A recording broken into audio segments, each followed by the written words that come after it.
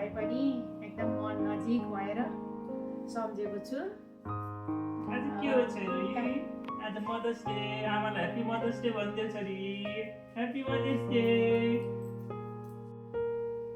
Happy mother's day mummy, thank you.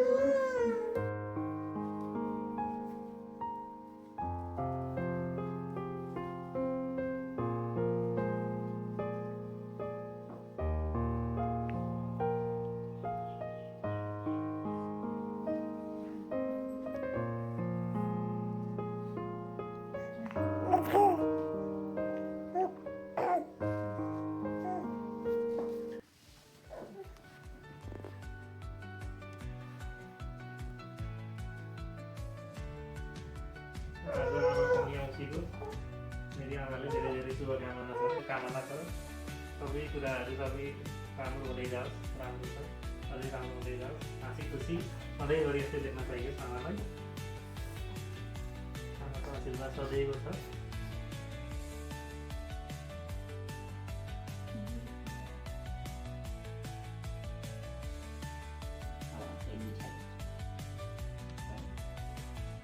कुन खानु छ? ह्याप्पी पार्नी हो। शुभकामना, ह्याप्पी मदर्स डे।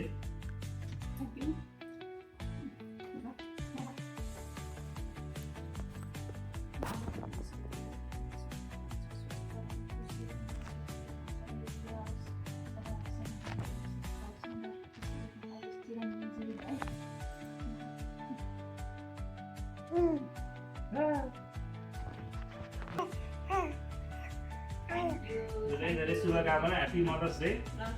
मम्मीको उपहार सानो दिनु भयो नि हो। छोराछोरीको माया जति ठुलो यो संसारमा अरू केही पनि छैन। सधैँभरि छोराछोरीको माया पाइराख्नु धेरै धेरै शुभकामना छ मम्मीलाई।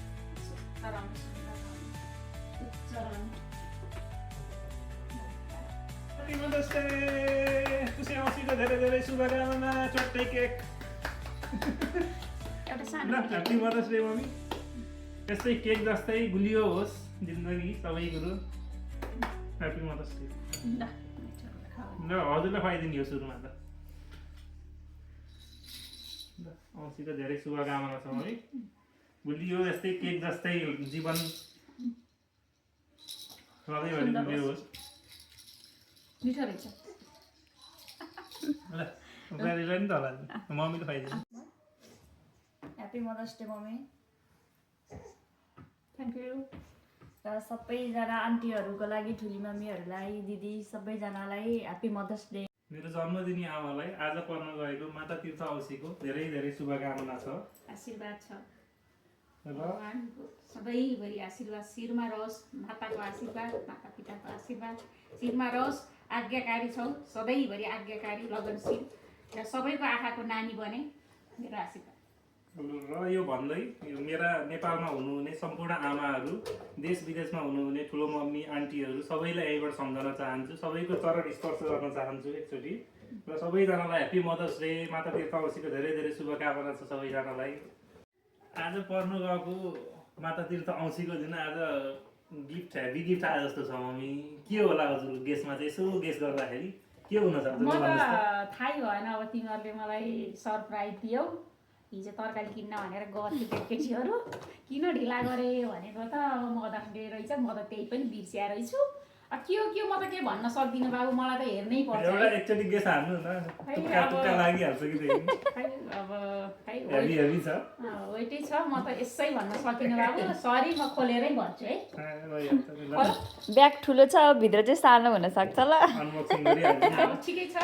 छोराछोरीले दिएको गिफ्ट भनेको सानो ठुलो हुँदैन, सबै ठुलो हुन्छ। धेरै नै मिहिनेत गरेर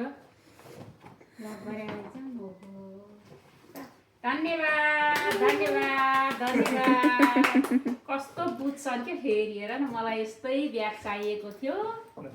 सानो दिनुभयो नि एउटा उपहार आमाको चाहिँ सम्झना। मलाई एकदम यो ब्यागको खाँचो थियो। मैले यसो हेरेको मात्रै थिएँ, यिनले बुझिसकेर ल्याइदिइसकेको छु। ल धन्यवाद धेरै धेरै। यो चाहिँ पक्का पनि बुहारी नानीको काम हो। छोरा बुहारी अब छोराले नि अब बुहारीले सिकाउँछन् छोरालाई बुहारीले हो क्या छोरालाई सिकाउने गराउने है पहिला आमाले अनि त्यसपछि बुहारीले कस्तो लाग्यो मम्मी राम्रो एकदमै तिनवटा चेन्ज भएको त पाइएन के अरे यता छ चेन